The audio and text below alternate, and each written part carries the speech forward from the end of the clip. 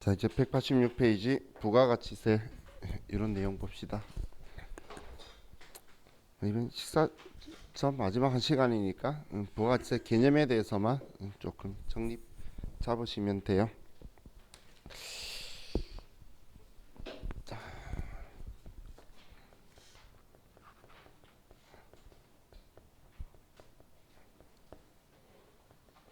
자, 우리 부가가치세법을 VAT라는 표현을 쓰죠. 지금 VAT의 VA가 Value Added라는 말이죠. 그럼 Value Added는 부가가치라는 뜻으로, 우리 한국 사람은 부가가치를 창출했다는 표현은 잘 안 써요. 한국 사람들은 그냥 마진이라는 표현을 많이 쓰죠. 마진이라고 하니까 느낌이 많죠. 그럼 이 부가가치세는 우리 사업자의 마진의 10%를 우리 납세하는 제도 형식으로 되어 있는 게 부가가치세요. 소비자의 입장에서는 물건 가격의 10%인 거고, 우리 사업자 입장에서는 자기가 가지는 부가가치의 10%를 납세 의무를 지는 형태가 나오는 게 부가가치세라고 보시면 돼요. 자, 그럼 이 부가가치세의 특징을 가지고 먼저 보면, 자, 이 부가가치세의 특징은 첫 번째는 국세라는 특징이 있죠. 자, 국세하고 비교할 수 있는 게 우리 지방세가 있어요. 그럼 국세하고 반대되는 말이라는 게 아니라 비교할 수 있는 게, 자, 우리가 국가의 세금을 납부하는 경우가 우리 국세고, 징수권자가 우리 지방자치단체가 우리 징수권자면 지방세예요. 쉽게 말하면 여러분들이 세무서에 내면 국세를 낸 거고, 어디 구청에 내면 지방세를 낸 거다라고 보시면 돼요. 자, 그럼 우리나라 세수학부에서 제일 많은 세수학부를 가지는 게 부가가치세예요. 1등이 부가가치세고, 2등이 소득세고, 3등이 법인세예요. 이 세 개 합쳐서 우리 대한민국 세수학부의 75%를 가지고 있어요. 그럼 많은 비율을 가지고 있죠. 그래서 이 부가가치세는 보통세예요. 보통세하고 비교할 수 있는 게 목적세인데, 자, 보통세라는 거는 우리가 특정한 목적을 위해 징수하는 게 아니고 세금을 걷어들여서 이걸 어디에 쓸지 예산을 편성해서 쓴다라는 거예요. 저는 별로 안 좋아하는데 여러분들은 좋아할 수 있는 국회의원 아저씨들 월급도 주고, 그리고 우리 집 앞에 우리 도로 좋게 만들기 위해서 이렇게 길을 닦기도 하고, 그런 것들에 쓰는 거고, 목적세는 우리 뭐 교육세나 농어촌 특별세나 교통에너지 환경세 이런 것들 있죠. 그거는 그 목적을 위해서 징수해서 그 목적을 위해서 사용을 하는 세금들이에요. 그래서 우리 부가가치세는 우리 국세이면서 보통세 형태를 띠고 있다는 거예요. 자, 그리고 우리나라 부가가치세는 간접세 제도를 사용하고 있죠. 자, 이걸 비교할 수 있는 게 직접세가 있는데, 자, 간접세라는 건 얘는 부가가치세를 부담하는 담세자와 부가가치세를 세무서에 납부하는 납세자가 일치하지 않는 걸 우리는 간접세라고 하는 거고, 직접세는 담세자와 납세자가 둘이 일치하는 걸 우리가 직접세라고 표현을 해요.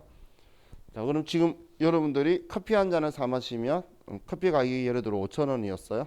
그럼 커피 영수증에는 커피 가격도 있고 부가가치세도 별도로 적혀 있죠.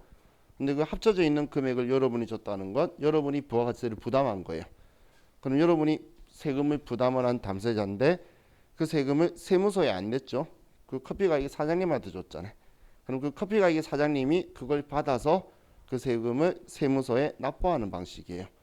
그래서 그 커피 가게 사장님이 세무서에 납부하니까 그 사장님이 납세자인 거예요.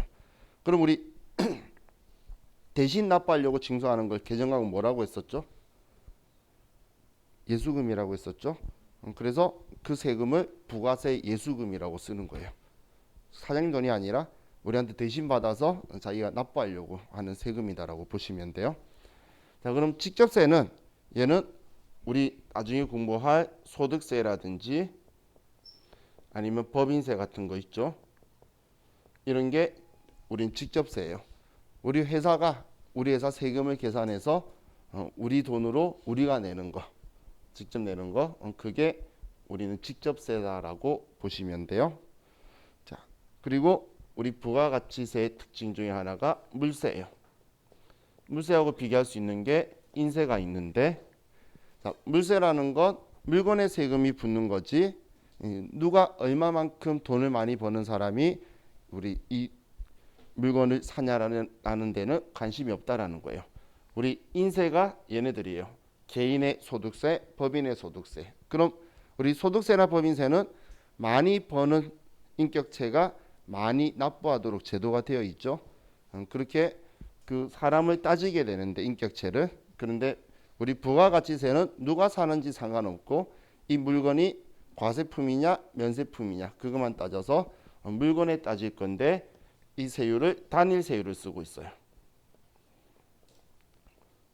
자, 단일 세율에 비교될 수 있는 게 누진세율 제도죠.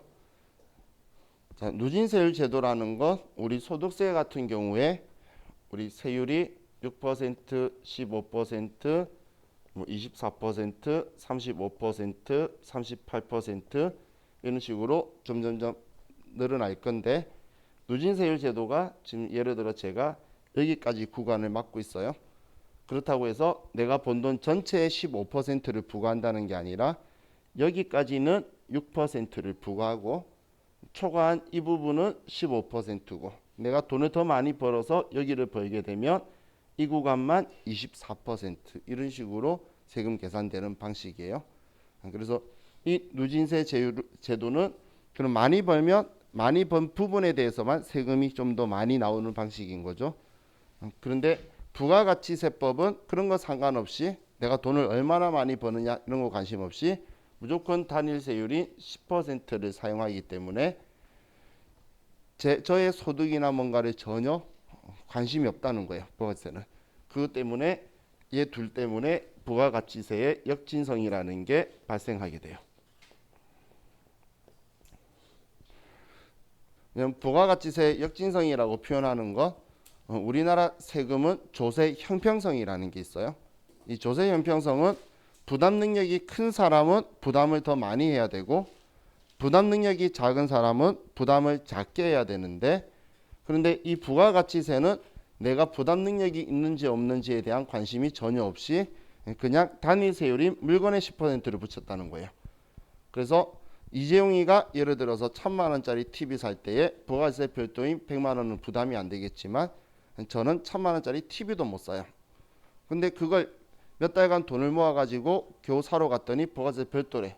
그럼 또 그때 못 사게 되는 거예요. 그럼 부담 능력이 없는 제가 부담률이 더 크고 부담 능력이 있는 이재용 같은 사람이 부담이 덜 되는 걸 역진성이라 그래요. 그럼 우리 역진성을 완화하기 위해서 만든 제도가 뭐죠? 그게 이 역진성을 완화하기 위해서 만든 제도가 면세제도죠. 그러니까 없애는 건 아닌데 그렇다면 그냥 완화시키는 충격을 완화시키기 위해서 그렇다면 받지 않을게. 그걸 만든 제도가 면세제도인 거예요. 그러면 우리 완전히 해소는 안 되지만 그래도 그것 때문에 우리 부담되는 건 이 세금 때문에 부담된다라는 건 줄일 수가 있겠죠.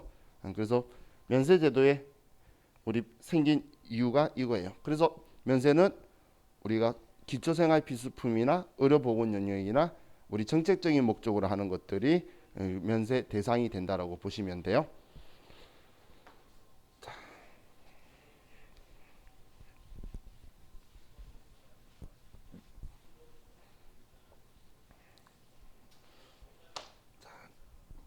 우리 부가가치세는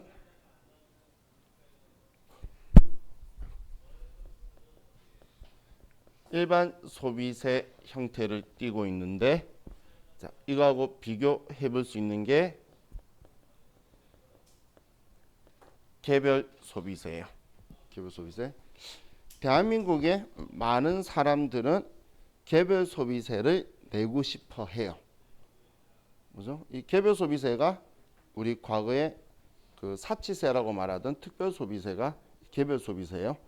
그럼 이 개별 소비세에는 그 세법법전에 이러이러한 물건에는 세금을 부과하라고 적혀 있어요. 그럼 제가 왜 많은 사람들이 이 세금을 내고 싶다고 말했냐면 이러이러한 물건이 우리 명품백이라든지 밍크코트라든지 그런 것들 있죠. 그런 것들이 개별 소비세 과세 대상으로 법전에 적혀 있어요.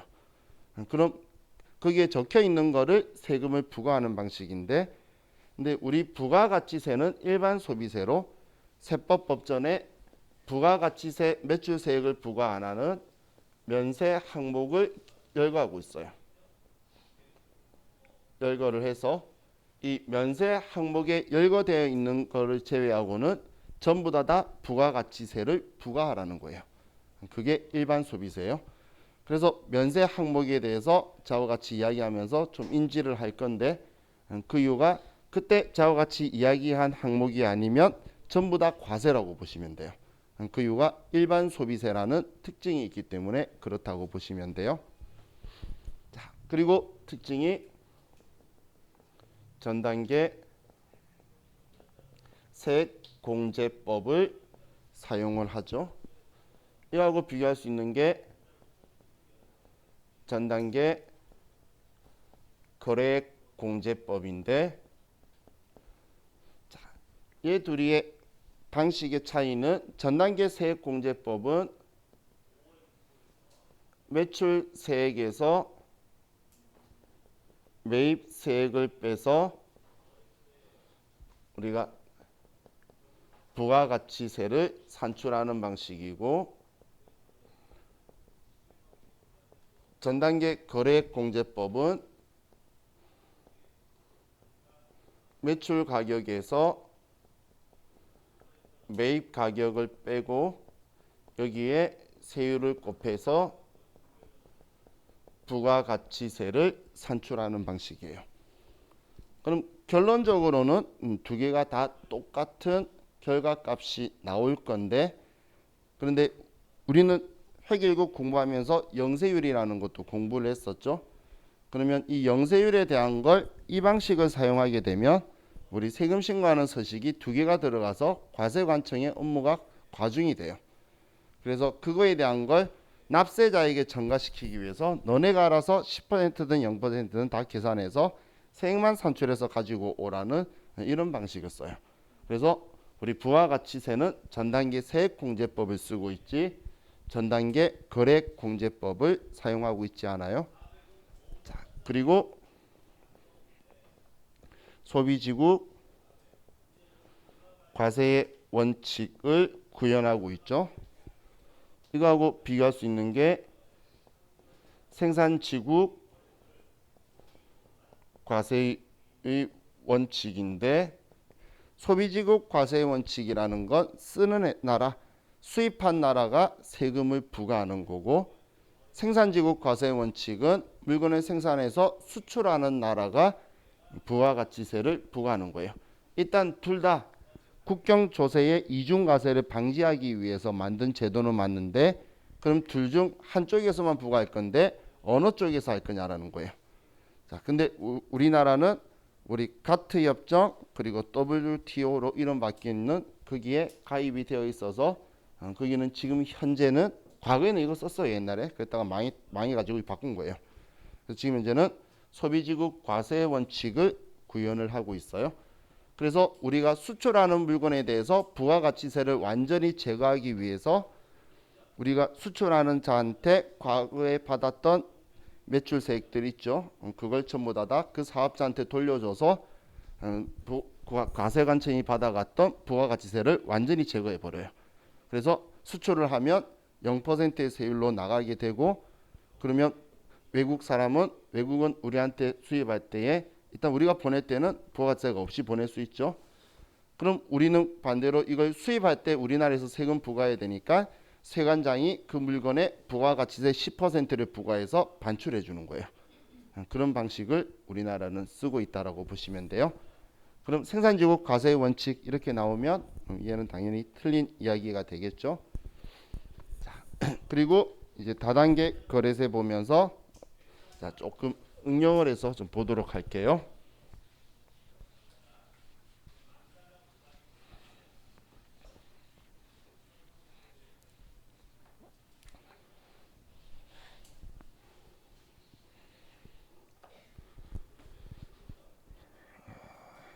예를 드는 건데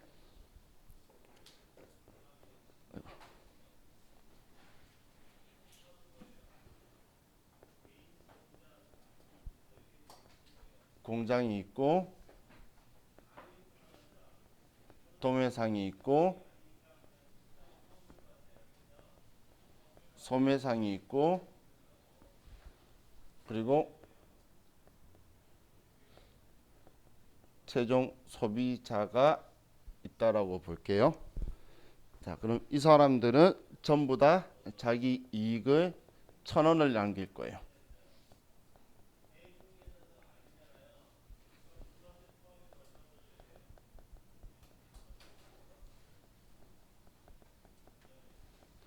자, 얘는 사 쓰는 애인데 돈 남기면 안 되죠. 자, 이런 상황에서 자, 이번에 제와 같이 한번 보려고 하는 건 얘네들이 전부 다 과세 사업자인 경우, 수출하는 경우, 그리고 면세 사업자가 낀 경우 이런 것들을 우리 거래 구조에서 어떤 일이 일어나는지를 좀 보려고 하는 거예요. 자, 그럼 첫 번째는 자, 얘가 과세 사업자, 과세 사업자, 과세 사업자인 경우예요.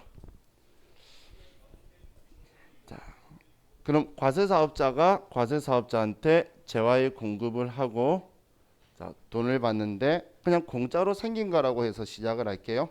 그럼 공짜로 생긴 거면 우리는 1,000원 받고 팔면 1,000원 남기는 거죠. 그래서 1,000원을 팔게 될 거예요. 그럼 지금 과세 사업자는 과세품을 파는 건데 과세품을 팔게 되면 과세 사업자는 거래 징수에 의무가 있죠. 거래 징수의 의무라는 건 내가 물건을 팔면 판매한 가격의 10%를 무조건 받아서 세무서에 내야 되는 의무가 있는 거예요. 근데 이걸 내가 실수로 안 받았죠? 부가가세법은 뭐라고 안 할 거예요. 그냥 네가 네 돈으로 내면 돼. 그거예요. 그래서 의무라고 하는 거예요. 그럼 이 파는 사람의 입장에서는 난 1,000원을 남기고 싶으면 1,100원에 팔아서 100원은 세무서에다 주고 나는 1,000원을 남기는 거예요. 상대방이 뭔지는 관심이 없어요. 난 내만 생각하면 되는 거예요. 사업자는. 그럼 나는 물건 1,000원에 파니까 부가가치세 100원을 받아서 세무서에 납부를 할 건데 세무서에 100원을 납부를 하겠죠.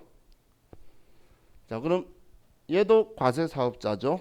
자, 우리 부가가치세는 소비형 부가가치세로서 소비 단계에서 최종 소비자가 부담하는 세금이에요. 그런데 지금 이 사이에 있는 도매상, 소매상은 부가가치세를 부담할 필요가 없는 사업자의 단계죠. 그렇기 때문에 이 사람들이 이제 움직이는 걸 투자재라고 하고 지금 이 돈을 투자한 거예요. 그럼 이 사람들이 부담하면 안 되니까 부가가치세법에 이야기하니 그럼 너가 이걸 안 쓰고 매출세익 창출하는 사업을 하고 있는 과세 사업자라면 얘한테 부가가치세를 줬다는 증빙서류를 가지고 오면 그 증빙서류에 의해서 그 세금을 돌려줄게라고 하는 거예요. 그럼 우리 이 과세 사업자는 이 100원을 돌려받기 위해서 얘한테 세금 계산서를 받게 돼요. 자, 세금 계산서를 제가 TI라고 텍스 인보이스라고 쓸게요. 자, 그럼 세금 계산서에 의해서 확인되는 100원을 돌려받을 수 있어요. 그러면 이 사람은 1,100원의 물건을 샀지만 100원을 돌려받으니까 1,000원에 산 거랑 같은 효과겠죠. 자, 먼저 부가가치세 제도는 이렇게 기준 잡으시는 거예요. 파는 사람은 상대방이 누구든지 간에 안 따지고 부가가치세를 받아요. 근데 그 부가가치세를 부담하면 안 되는 사람이 샀으면 그 사람이 알아서 돌려받는 거예요.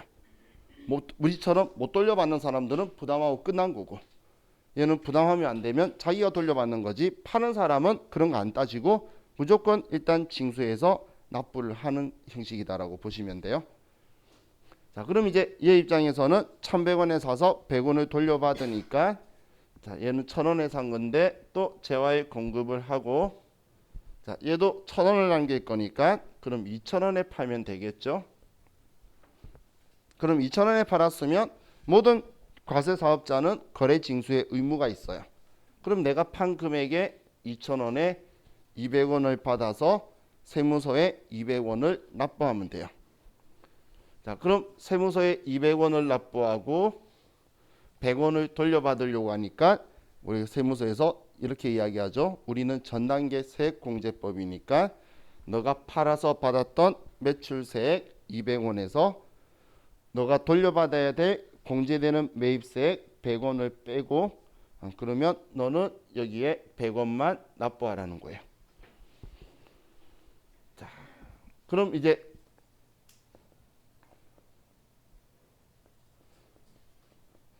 마지막 소매상이 최종 소비자한테 최종 소비자보다 뭐 누구나한테 물건을 팔면 자 얘도 과세 사업자니까 당연히 자기가 부가세를 부담할 필요가 없겠죠. 그래서 2,200원 주고 세금 계산서를 받아서 200원을 돌려받을 거예요. 그게 우리 일상생활에 말할 때 사업자 등록증을 제시한다라는 의미가 나는 사업자의 단계이지 소비자의 단계가 아니다라는 걸 증빙하는 거예요. 그럼 상대방이 부가세를 받았다고 나한테 세금 계산서를 발행해 주는 거예요. 자, 그럼 나도 2,000원, 200원 주고 200원 돌려받으니까 2,000원에 산 건데 부가가치를 1,000원 누리고 싶으면 3,000원에 물건을 팔고 부가가치세 300원을 받아서 세무서에 세금은 매출세액 300원에 매입세액 200원이라서 100원을 세무서에 납부를 할 거예요. 자, 그럼 얘가 최종 소비자라면 얘는 3,300원에 이 물건을 사쓰게 되죠.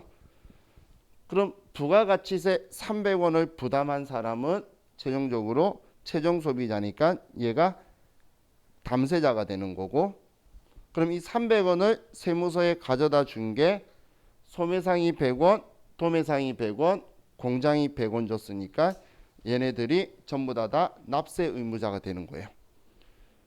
이 납세 의무자를 우리는 사업자라는 표현을 쓰죠. 그럼 지금 이 여러 거래 단계에 걸쳐서 우리가 세금을 징수하게 되죠.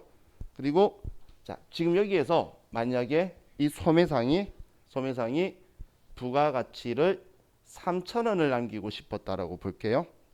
만약에 이렇게 2,200원 주고 200원 돌려받는 상황에서 3,000원을 남기고 싶으면 2,000원에 산 거니까 5,000원에 팔게 되겠죠.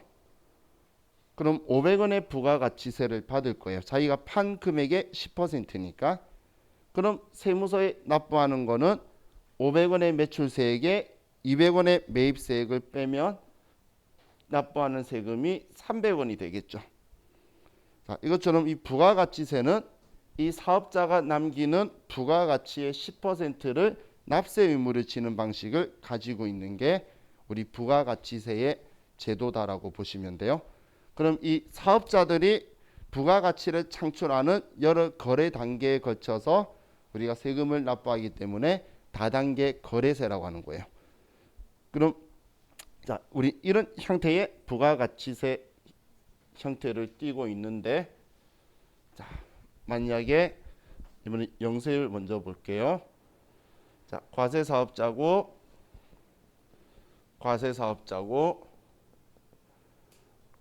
과세사업자인데 여기가 외국인 거예요. 여기가 자, 그럼 이 과세사업자는 당연히 과세사업자한테 똑같이 1,000원에 100원을 해서 얘는 100원을 세무서에 납부를 하겠죠. 자, 얘도 2,000원에 팔고 200원의 부가가치세를 받아서 100원을 세무서에 납부를 할 거예요. 자, 그런데 지금 얘가 외국으로 보내는 건 지금 직수출이 되게 되죠.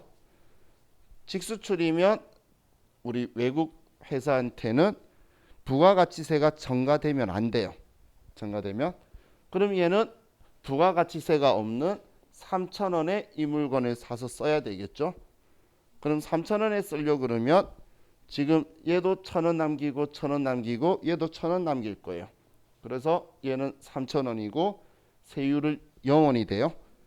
그럼 지금 얘는 거꾸로 200원을 환급받게 되겠죠.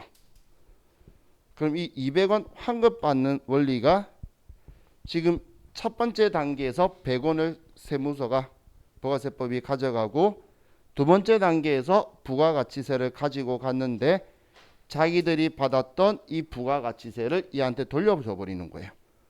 그럼 돌려줘 버리면 과세관청은 부가가치세를 단 하나도 가져간 적이 없죠. 자기가 받았던 걸 전부 다 제거해서 환급시켜줘 버리는 거예요. 그러면 사업자들이 가진 마진만 가지고 얘한테 넘어갈 수 있죠.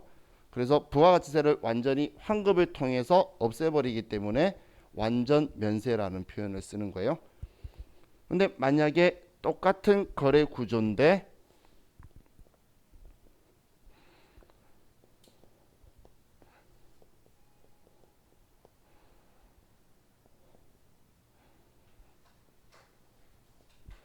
자, 똑같은 거래 구조인데 얘가 똑같이 1,000원에 100원을 팔았어요.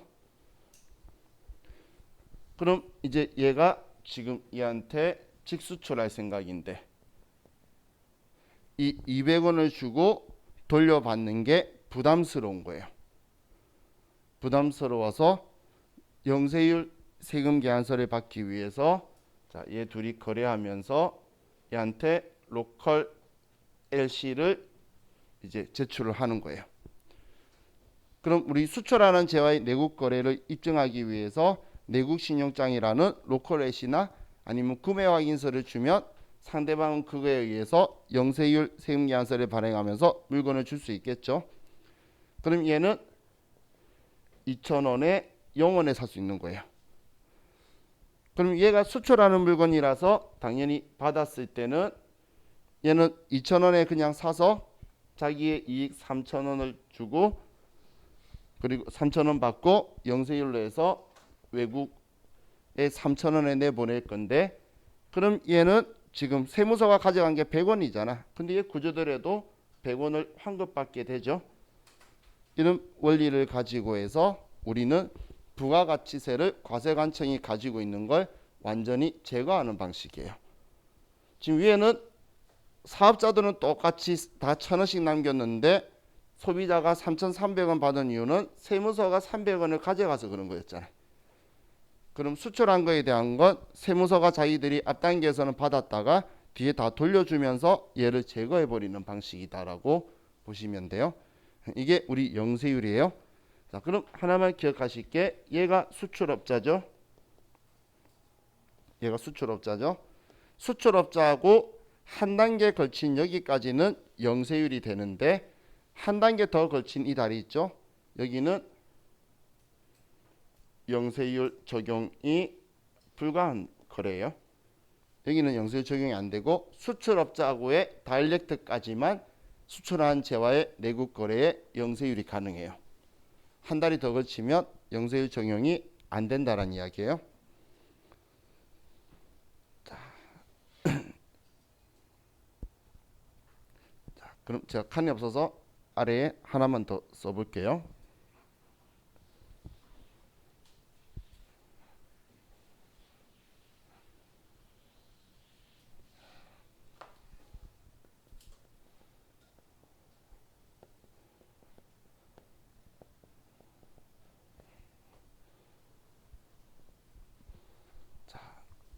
이런 상황에서 자, 우리가 외국에 수출한다라고 했다가 수출을 안 하고 국내에 이 물건을 파는 경우를 가지고 볼게요. 국내에 자, 그럼 얘가 1,000원에 100원이고 100원을 납부를 했어요.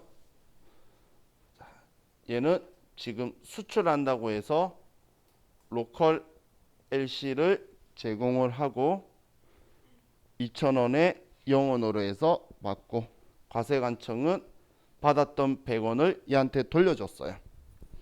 자, 이렇던 상황에서 얘가 외국에 수출하는 줄 알았는데 수출을 안 하고 국내로 보내버린 거예요. 자, 그렇다면 부가가치세법은 화가 날까요? 얘는 화가 날 이유가 없어요.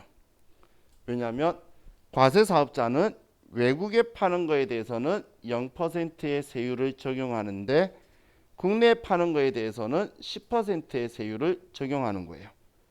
그럼 얘는 2,000원에 사서 3,000원에 팔 거니까 그럼 3,000원에 물건을 팔고 국내에 파는 거는 300원의 부가가치세를 받을 거라는 거예요. 그러면 얘는 매출세액 300원인데 매입세액이 없으니까 세무서에 300원의 세금을 낼 거고 국내 최종 소비자는 3,300원에 샀으니까 과세관청은 뭐 사이에 영세율했던 안 했던 똑같은 효과가 나오게 되죠. 그렇기 때문에 과세관청은 화가 날 이유가 없다는 거예요. 이거 뭐라고 말하냐면 부가가치세의 환수 효과라고 하는 거예요. 부가가치세가 다시 돌아오는 환수 효과라고 얘를 표현을 해요.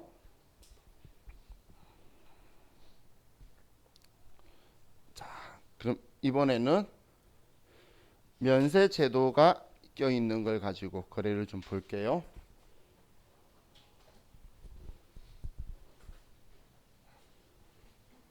자, 우리 면세의 취지는 최종 소비자의 세 부담을 완화시켜 주려는 게 우리 면세의 궁극적인 취지죠. 자, 그럼 과세사업자가 있고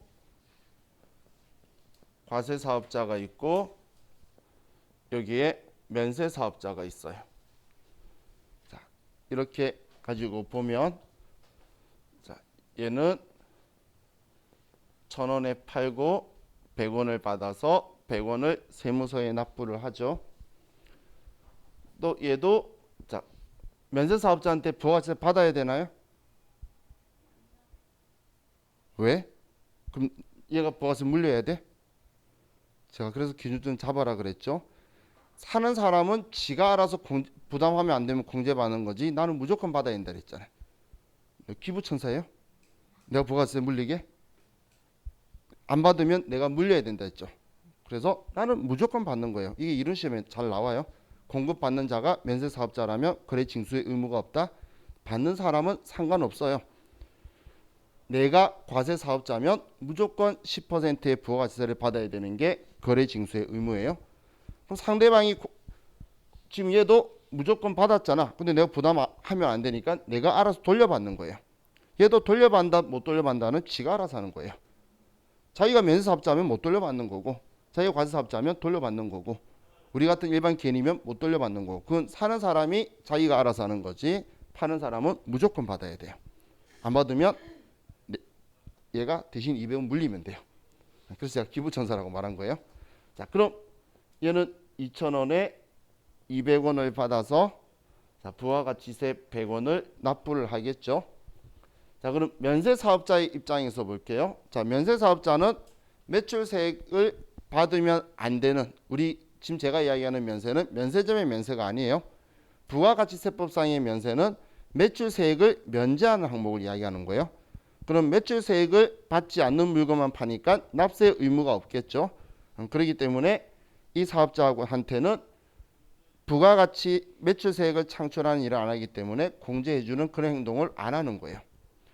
그럼 얘는 200원을 돌려받지를 못해요. 그럼 얘가 산 금액은 그냥 2,200원에 산 거죠. 못 돌려받으니까. 그럼 2,200원에 샀는데 자, 최종 소비자한테 자, 이 물건을 이렇게 팔면 얘도 어차피 같은 사업자는 다 1,000원 남길 거예요. 그러면 3,200원에 물건을 팔게 되겠죠. 그럼 3,200원에 물건을 파는데 부가가치세 받을 수 있나요? 없죠. 그러면 부가가치세 없으면 최종 소비자는 3,200원에 샀습니다는 거예요.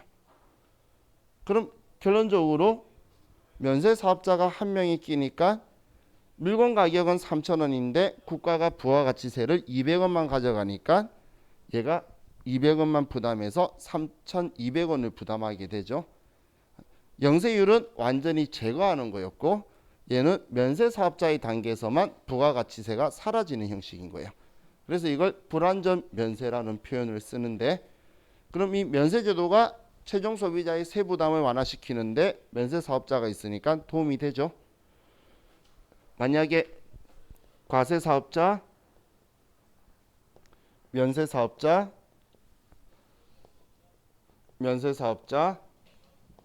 최종 소비자가 이렇게 만들어졌어요. 자, 그럼 이 과세사업자는 1,000원에 팔면서 부가세 100원 받아야 되나요? 무조건 받아야 되는데죠. 그럼 얘 100원을 받아서 세무서에 100원을 낼 거예요. 근데 얘는 매입세 공제가 안 되니까 1,100원에 샀겠죠. 그럼 1,000원 남길 거면 얘한테 2,100원에 팔고 부가세는 못 받겠죠. 그럼 얘는 2,100원에 샀으니까 1,000원 남겨서 얘한테 3,100원에 팔고 부가세 못 받는다는 거예요. 그럼 지금 면세사업자 단계가 여러 개가 있으면 있을수록 우리는 부가가치세가 더 제거되게 되죠. 과세사업자의 단계에서만 부가세 100원 나간 것만 얘가 부담하게 되는 거예요. 그래서 우리 아예 처음부터 면세품인 쌀, 우리가 먹는 그런 것들은 첫 단계부터 전부 다 면세사업자를 해서 부가세를 완전히 제거시켜 버리는 거예요. 그러면 여러분들이 먹는 쌀값 있죠? 전부 다 농민이든 유통회사든 사업자들이 다 가진 돈이에요. 세금으로 나가는 돈은 부가세로는 소비세로는 없다라고 보시면 돼요. 자, 그럼 면세제도 느낌 있으시죠? 근데 자, 이번에는 자, 면세를 최종 소비자랑 붙어 있지가 않고 과세 사업자 사이에 면세 사업자를 하나 넣어 볼게요.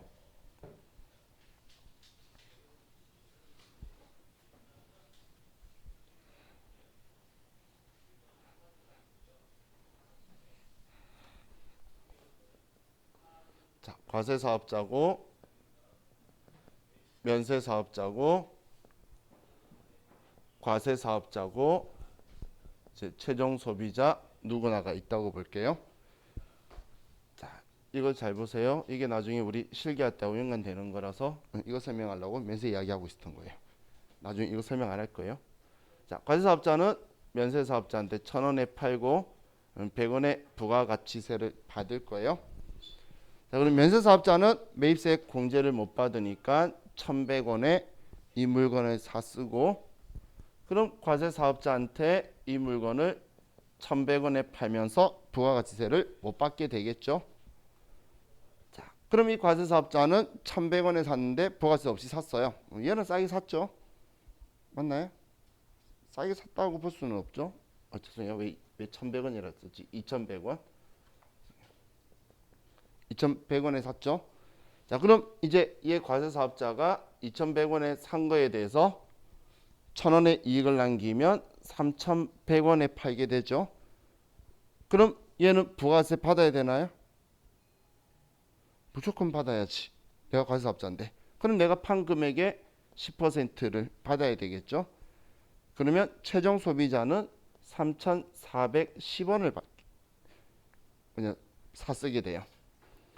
사이에 면세 사업자가 끼니까 오히려 얘가 더 부담이 된 금액으로 바뀌었죠. 그럼 왜 금액이 늘어났나 봤더니 사업자는 다 1,000원만 남겼어요. 근데 지금 얘가 납부하는 세금을 보면 매출세액 310원인데 매입세액이 없죠. 그래서 세무서에 310원을 납부한다는 거예요. 그럼 가져간 410원의 범인이 세무서네. 그죠? 지금 이렇게 면세 제도는 지금 우리 최종 소비자를 위해서 만든 제도인데, 이 면세 사업자가 과세 사업자의 사이에 끼게 되면 오히려 최종 소비자에게 부가가치세가 더 전가되는 상황이 발생한다는 거예요. 자, 이걸 뭐라고 하냐면 부가가치세의 누적 효과라고 해요. 부가가치세의 누적 효과라고 얘를 이야기를 하는데, 자, 그럼 이 부가가치세의 누적 효과를 지금 우리 부가가치세법이 최종 소비자를 위해서 만든 제도인데 뭔가가 잘못 돌아가고 있죠. 그래서 이걸 제거시켜야겠다는 거예요. 그럼 제거시키려고 이제 이야기를 해야 되는데 중요한 건 면세 사업자하고는 이야기하고 싶지가 않아요. 왜냐면 얘는 매출세액을 받지도 않는 사업자인데 얘도 관심 없고 부가세법도 관심이 없어요. 그럼 이제 얘하고 이야기해야 되겠죠. 그럼 얘하고한테 이야기했더니 왜 물건 가격이 올라갔을까라고 했더니 얘가 대놓고 말해요. 나 물건 비싸게 샀다고. 왜 비싸게 샀죠? 이 앞에 과세 사업자일 때는 2,200원을 주고 샀는데 200원 돌려받았잖아. 그럼 2,000원에 산 건데 얘는 그냥 2,100원 주고 사고 돌려받는 게 없는 거예요. 그럼 얘 입장에서는 100원을 더 비싸게 산 거죠. 이해가시나요? 그러니까 부가세법이 너 그렇다면 너 지금 여기에 매입세액이 없는데 이 없는 매입세액을 있다고 해서 100원을 매입세액을 공제해 줄게라고 하는 거예요. 그러면 얘는 2,100원 주고 샀는데 100원을 돌려주겠다고 하면 2,000원에 산 효과가 되겠죠. 그죠? 그럼 나는 2,000원에 샀는데 3,000원의 부가가치를 누리면 3,000원에 팔 수 있으니까 최종 소비자는 3,300원에 쓸 수 있다는 거예요. 자, 그럼 우리는 없는 걸 있다라고 하는 걸 의제라는 표현을 쓰죠. 그래서 이게 의제 매입세액이 되는 거예요. 의제 매입세액. 없는 매입세액을 있다고 해주는 의제 매입세액이 되고 나중에 저하고 같이 의제 매입세액 공제신고서라는 걸 보면서 공부할 건데 그거의 이론적 근거로 이론 시험에 나오는 게 부가가치세의 누적 효과를 제거하기 위해서 의제 매입세액 공제 제도를 만든 거다라고 보시면 돼요. 자, 이게 우리 의제 매입세액이라는 거예요. 자, 그럼 이제 우리 부가세 총칙 적혀 있는 187페이지를 볼게요. 첫 번째 납세 의무자의 사업자의 개념이라고 적혀 있죠. 자, 부가가치세법은 납세 의무자를 사업자라고 불러요. 그래서 면세 사업자는 부가가치세가 없는 거래만 하니까 납세 의무가 없겠죠. 그래서 사업자로 보지 않는다라고 표현을 해요. 그럼 부가가치세법상의 납세 의무자의 사업자의 요건을 맞추기 위해서는 자, 첫 번째는 영리 목적 유무를 불문하고 납세 의무를 진다는 거예요. 영리 목적 유무를 불문하고 그리고 사업성을 갖춰야 된다는 건 계속적 반복적 공급을 해야 한다는 거예요. 우리가 물건을 중고나라 같은데 저 같은 개인이 팔면서 물건 사겠다는 사람이 있는데 갑자기 제가 부가세 별도요 라고 하면 저 미친놈으로 보겠죠. 저는 일시적으로 얘를 공급한 거예요. 그런데 여러분들이 예를 들어서 뭐 중고 TV가 필요해서 얘를 사는데 아래 봤더니 카드 결제가 된대. 그래서 카드 돼요 라고 했더니 상대방이 내 부가세 별도요 봤더니 중고 매매상이에요. 그러면 여러분들 그럴 수도 있겠구나 생각하죠. 그럼 여러분들은 마음속에 자기도 모르게 계속적 반복적 공급하는 자는 사업자라는 걸 인지하고 있는 거예요. 그 표현을 우리가 그렇게 안 했을 뿐이에요. 그리고 사업상 독립적이어야 되지 종속적인 관계면 안 되는 거예요. 자, 여러분들이 자동차를 사요. 그럼 자동차는 과세품이니까 부가가치세가 있죠. 그걸 우리가 자동차 딜러한테 샀다면 우리 부가가치세를 딜러가 받아서 세무서에 납부하는 게 아니라 우리는 자동차 회사가 받아서 납부하는 거죠. 그렇게 우리는 사업성이 독립적으로 되어 있어야 되고 당연히 과세 대상인 재화나 용역을 공급해야 된다는 거예요. 면세 항목은 안 된다라는 거예요. 자, 그럼 다음 페이지 넘기면 납세 의무의 구분이라고 적혀 있는데 자, 우리는 사업자의 형태는 크게 두 가지로 나눠요. 과세 사업자와 면세 사업자로 둘로 나누게 될 거예요.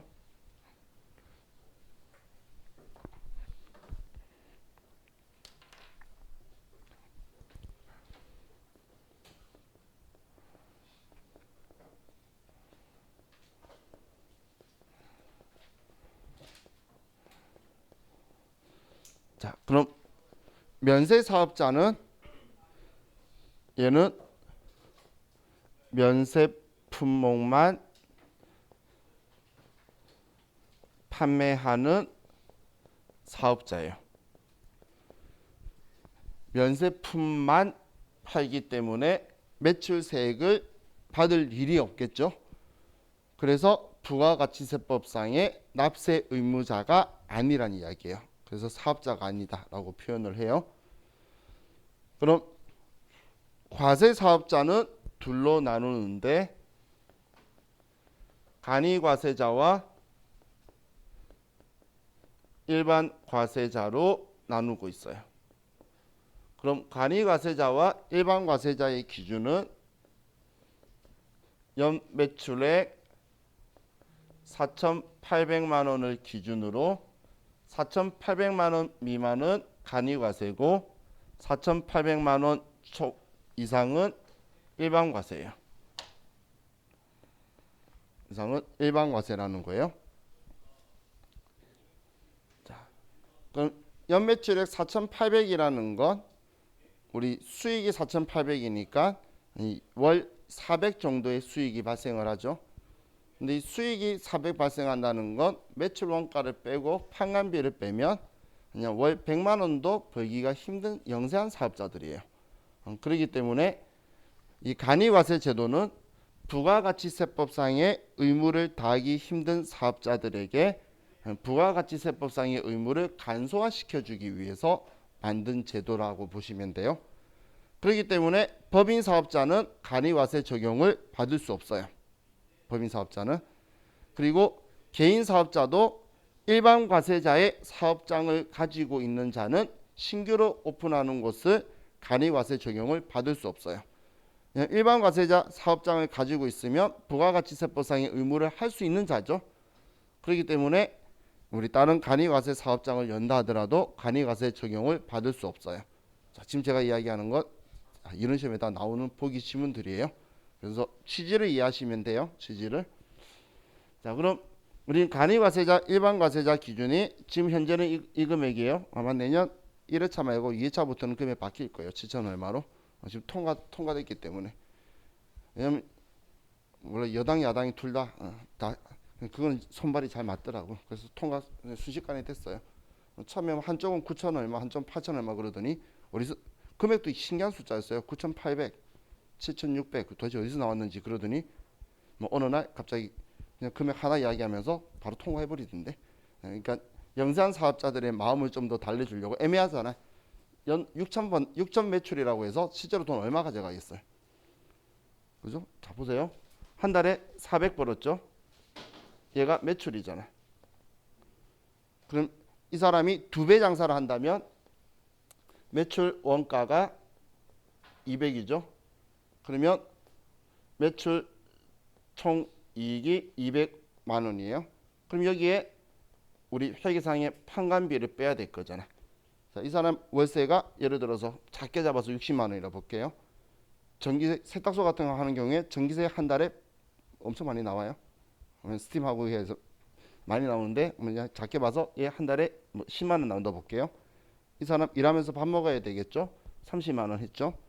이거 말고 돈 더 많이 들어갈 건데 이것만 해도 이 사람은 한 달에 100만 원밖에 못 벌어요. 이 돈만 나가야. 그러면 지금 이분은 엄청 영세하죠. 근데 이 금액을 600으로 올린다 하더라도 이것만 썼을 때 이 돈이 얼마 되지 않는다는 거예요. 그래서 현재 지금 물가하고 이게 다 비싸서 지금 제가 월세 60 이야기했지. 월세 60짜리 사무실 찾기도 힘들죠. 가게 같은 거 찾기가. 그렇기 때문에 이 금액을 높여주고 있어요. 근데 지금 제가 그냥 시사적으로 이야기한 거고 우리는 어차피 세무 1급을 공부하지 않는 이상 내년 2회차 시험 볼 일 없잖아.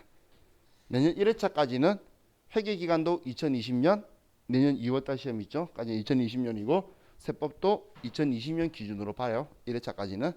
근데 그 다음부터는 개정돼요. 항상 그래서 우리 기출문제 풀 때 그 신기하게 되어 있는 게 이런 문제는 2020년 이야기하면서 올해 2월달 것도 실기는 회계기간이 2019년 되어 있어요. 그게 전년도 간다고 항상 기준이 올라와 있으니까 우리는 방금 제가 말한 건 미래 이야기를 제가 너무 미리 말했어요. 자, 우리